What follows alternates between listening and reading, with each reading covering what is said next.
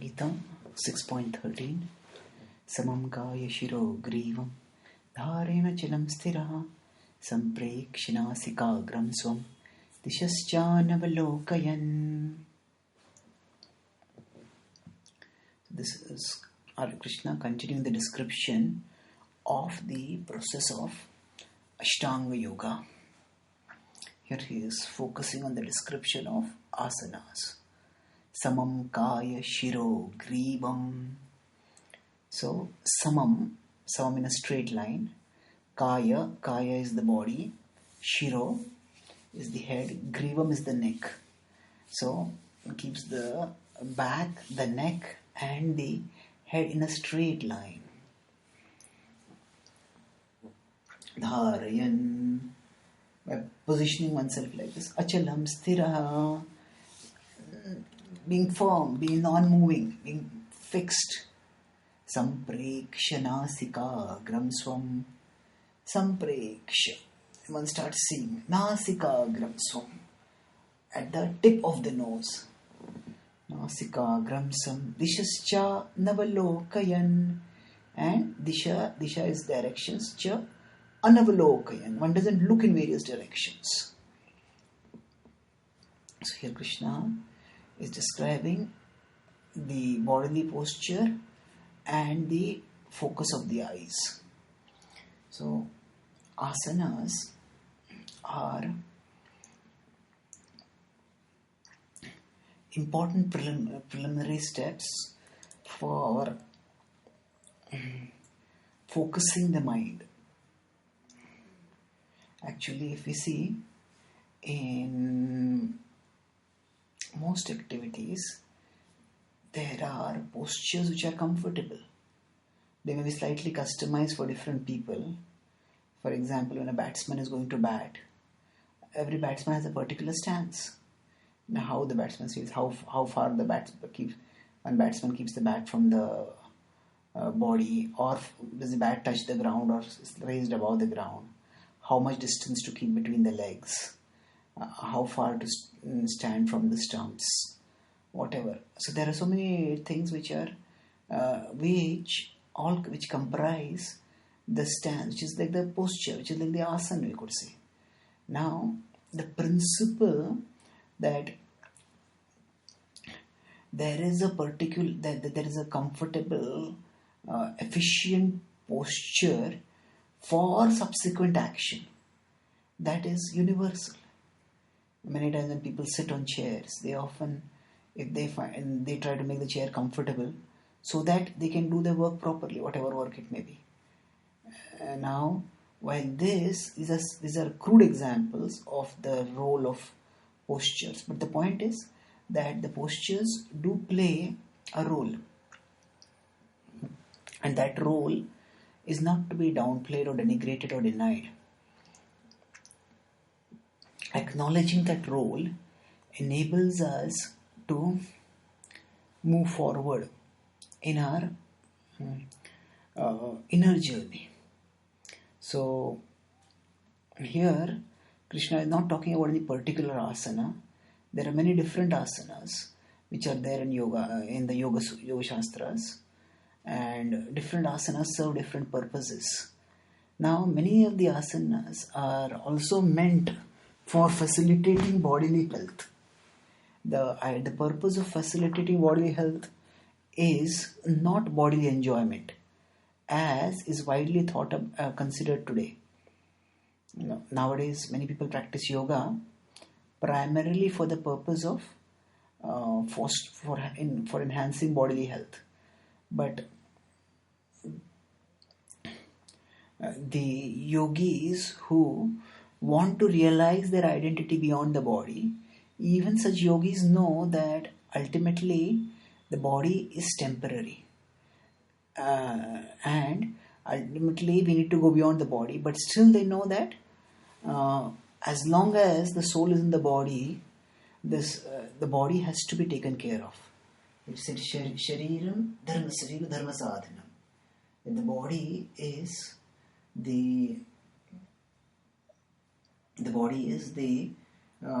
tool for practicing dharma, for for higher spiritual pursuits. If the body is sickly, then one cannot focus on higher spiritual truths.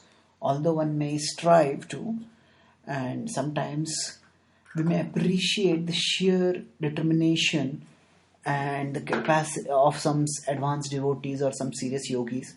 We may appreciate the determination to tolerate and transcend their bodily limitations. But beyond that, even they have some limit on how much they can tolerate and transcend. And they also take treatments and they also take precautions for their body. So similarly, our level of tolerance or our capacity to tolerate or transcend the body's problems may be much lesser. But even for those who have more or less renounced the world and who are focusing on intense or exclusive practice of yoga, as are the seekers being talked about here, who have gone to the forest to a secluded place, even for such yogis, maintenance of health is important. And Krishna will talk about that further again in Yuktahara Viharasya, a few verses later, 16th and 17th verses of this chapter. But here, the Krishna gives a broad principle that sit erect. So the idea is that if one slouches, then actually the ability to focus also becomes difficult. One's mind also starts becoming sluggish when the bodily posture is lethargic, is conducive to lethargy. So the erect sitting, now many people today have back problems, because of which erect sitting is practically impossible. So that is not an insurmountable obstacle.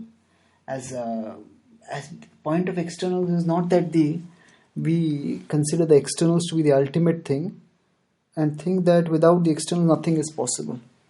The point of externals is to recognize that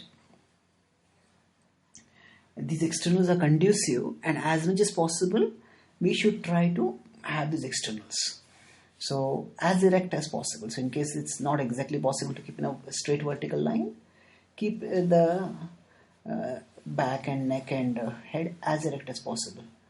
And then samprekshana sikagram swam. So look at the tip of the nose. Now we may wonder, is there some mystical energy stored at the tip of the nose that one should focus on that tip? And Krishna says further, this is chanavalokayan, and don't look here and there.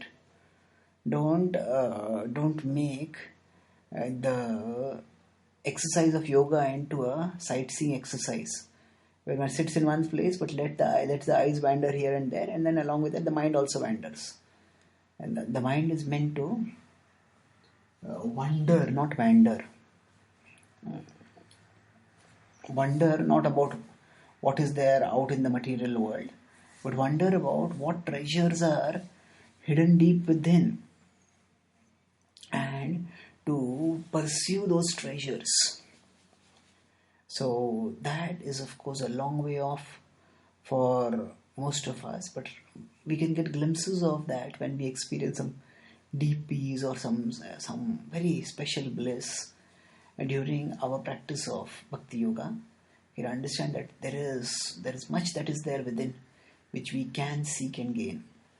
So here the point of focusing on the tip of the nose should also be understood. There's nothing specifically mystical about the tip of the nose.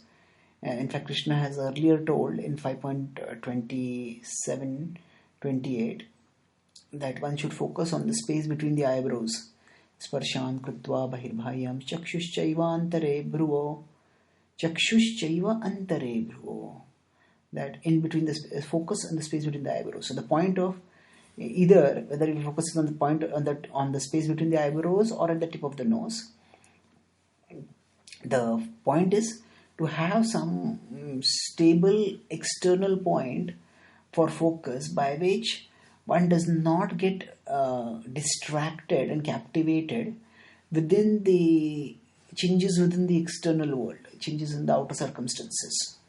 And by having one steady external point, one brings one's vision and one's thoughts under control.